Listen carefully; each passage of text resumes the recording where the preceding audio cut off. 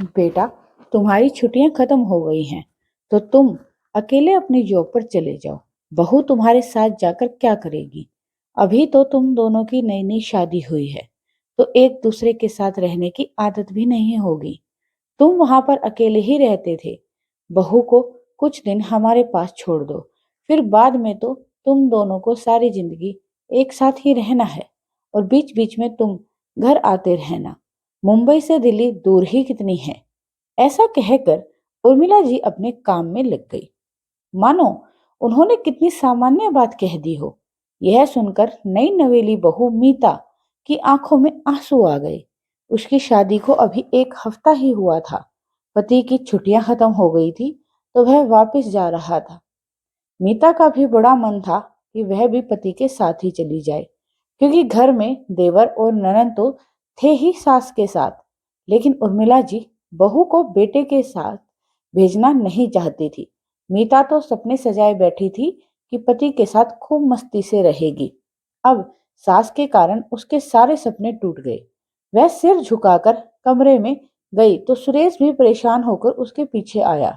उसे देखते ही वह उससे लिपट गई और कहने लगी, मुझे तो तुम्हारे बिना अच्छा ही नहीं लगेगा। सुरेश भी भरे गले से बोला, मुझे भी अच्छा नहीं लगेगा वहां पर। मैंने तो सोचा था कि शादी के बाद तुम्हें साथ लेकर ही जाऊंगा। मुझे खाली फ्लैट में जरा भी अच्छा नहीं लगता। दोनों की सगाई के 4 महीने तक एक दूसरे से बातचीत करते हुए काफी करीब आ गए थे। दोनों दोनों ने अरमान सजा रखे थे कि शादी के बाद वहां खूब अच्छे से अपने फ्लैट को सजाएंगे, एक दूसरे के साथ समय बिताएंगे। मीता तो कई बार कल्पना भी कर चुकी थी कि किस तरह वह मुंबई में किचन में खाना बनाएगी, तो सुरेश भी उसकी मदद करेगा। दोनों साथ मिलकर खाना खाएंगे।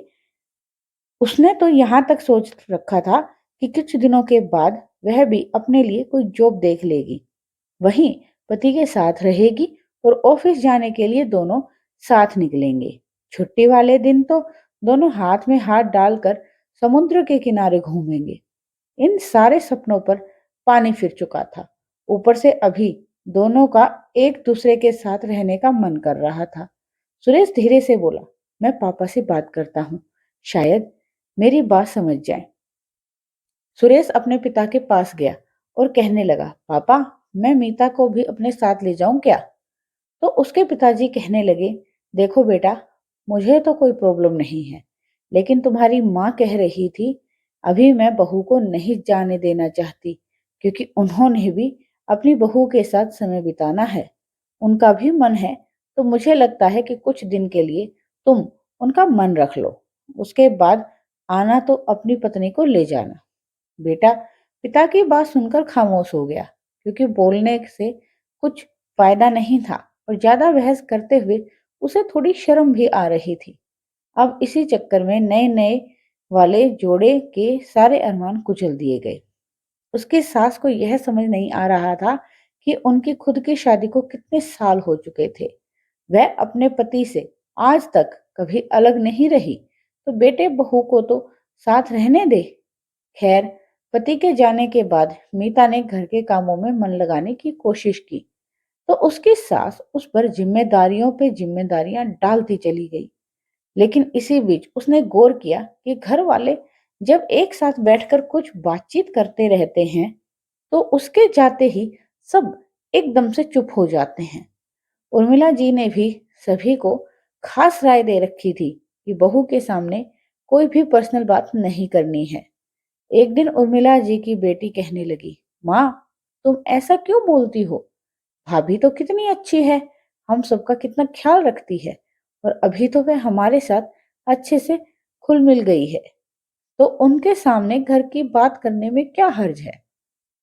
तब वह कहने लगी, अरे, बहू तो पराए घर से आई है, इस तरह किसी भारी के सामने अपने घर की बातें थोड़ी ना करते हैं बिटिया। तभी सास के लिए गुनगुने तेल की कटोरी लेकर आ रही मीता ने यह सब सुन लिया, तो उसका चेहरा उतर गया। वह तो यहाँ पर दिल से सबका ध्यान रखने की कोशिश कर रही है। उसे सुरेश की याद तो आती थी, लेकिन बाकी घर वालों से वह मधुर व्यवहार करती थी, ताकि सबके साथ एक प्यार भरा रिश्ता बन सके। लेकिन उसकी सास तो उसे पराई कह रही थी। अभी वह तेल की कटोरी लेकर सास के बालों में तेल लगाने के लिए आ रही थी। अब तो उसका सारा उत्साह खत्म हो गया। लेकिन सास ने उसके हाथों में तेल की कटोरी देखी तो मुस्कुराते हुए कहने लगी, बहू, मालिश करने आई हो मेरी?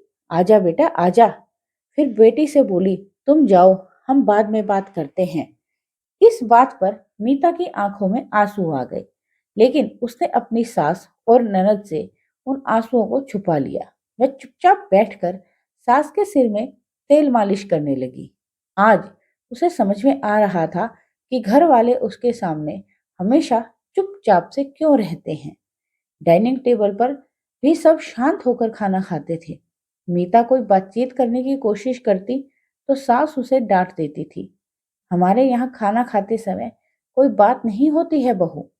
बाद में जब सब लोग कमरे में बैठकर कुछ बातें कर रहे होते तो मीता के आते ही सब एकदम से खामोश हो जाते थे। वह खामोशी मीता को काटने लगी थी तो वह उठकर वहां से चली जाती थी। लेकिन आज उसे समझ में आ गया था कि सास उसके बारे में क्या सोचती है। उसका मन पीड़ा से भर उठा था। वह सोचने लगी कि 6 महीने से मैं यहाँ पति के बिना पड़ी हूँ।